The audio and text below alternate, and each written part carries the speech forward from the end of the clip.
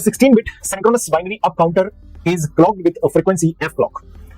एक 16 बिट का synchronous binary up counter, synchronous का मतलब आप जानते हैं सभी फ्लिप फ्लॉप सिंक्रोनाइज्ड है, यानी कि एक ही साथ सभी फ्लिप फ्लॉप को ट्रिगर्ड किया जाएगा। ओके, क्लॉक फ्रीक्वेंसी आपको दी गई है f clock. Okay, the two most significant bits are ORed together to form an output y, यानी कि उसके दो मोस्ट सिग्निफिकेंट बिट जो जिनको ऑब्वियसली हम बोलते हैं लेफ्ट मोस्ट बिट, उनको जिनका सबसे ज्यादा सिग्निफिकेंस होता है यानी कि सबसे ज्यादा वैल्यू जिनकी होती है, उन दो बिट को इन्होंने पिकअप किया और उसका और ऑपरेशन कराया। ओके, लिखा ना, और टुगेदर, और ऑपरेशन कराया, या हम एक तरह से बोल सकते हैं कि उन दोनों मोस्ट सिग्निफिकेंट बिट को ले जाके और गेट से पास किया और आउटपुट y वहां पर जनरेट हो गया। ओके, आगे बोला है the measurements show that y is periodic.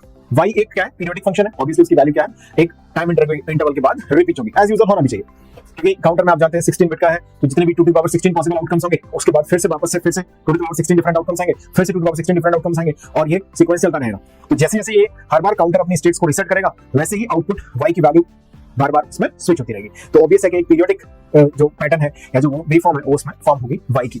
y कुछ भी नहीं, कोई बहुत डिफिकल्ट चीज नहीं है। y यहाँ पर क्या है, बेसिकली और ऑपरेशन किया गया है दो मोस्ट सिग्निफिकेंट बिट का, और उससे जो जनरेटेड आउटपुट है वो है आउटपुट y, सिंपल। आगे बोला गया है and the duration for which y remains high in each period is 24 millisecond.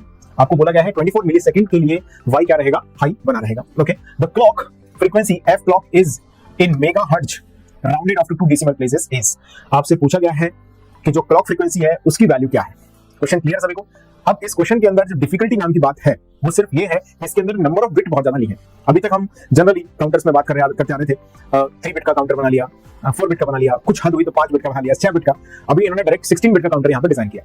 So this is the only thing जो इस क्वेश्चन को थोड़ा सा पेचीदा बना सकती है। बाकी इसके अलावा जो कॉन्सेप्चुअल एनालिसिस है वो मॉडरेट लेवल का है। तो मैं कहूंगा this question is moderately difficult level question. Reason being 2 to the power 16 है तो थोड़ा सा कंफ्यूजन आपके लिए क्रिएट हो कर सकता है। अदरवाइज कॉन्सेप्ट बहुत आसान है। अगर यही 6 सिंक्रोनस काउंटर अगर 4 बिट का होता और फिर मैं आपसे क्वेश्चन पूछ रहा होता तो आपके लिए ये क्वेश्चन मॉडरेट या बेसिक टू मॉडरेट लेवल का हो जाता। ओके, तो पहले कॉन्सेप्ट थोड़ा जान लेते हैं क्या है।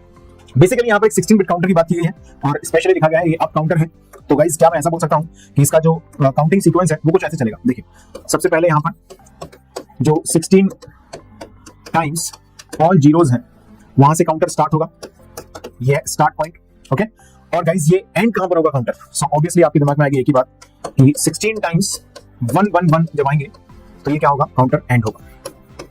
तो ये तो होगी किसकी, 16 बिट अप काउंटर की बात। इतनी बात हमको समझ में आ रही है क्या? इसी तरीके से ऑपरेट करेगा 16 बिट अप काउंटर हमारा, ऑल जीरो से लेके ऑल 1 तक पॉसिबल आउटकम्स ये जनरेट कर देगा। ओके, इतनी बात क्लियर सभी को? अब आगे ये कह रहे हैं कि यहां से जो मोस्ट सिग्निफिकेंट बिट है, दो मोस्ट सिग्निफिकेंट बिट जो है उनको हम कंसीडर कर रहे हैं, यानी कि ये